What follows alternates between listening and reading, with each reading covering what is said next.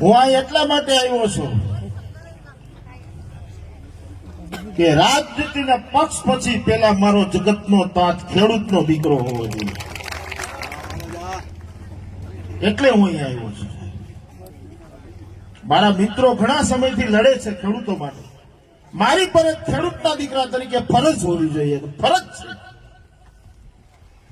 રાજનીતિ તો પણ ધર્મ છે.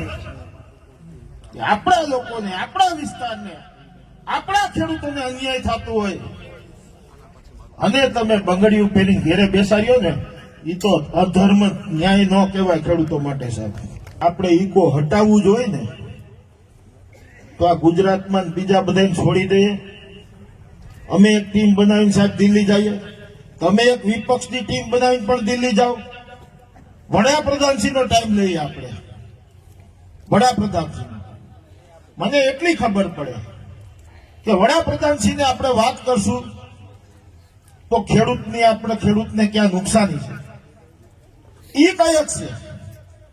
બાકી મને ક્યાંય આમાં લાગતું નથી. એટલે આપણી એક બધાની ફરજમાં આવે છે કે વડાપ્રધાન તો બધાય ના હોય, આપણે બધાય મળી શકીએ. એકવાર આપણે એનો ટાઈમ લઈને મળી આવીએ. બાકી ખેડૂત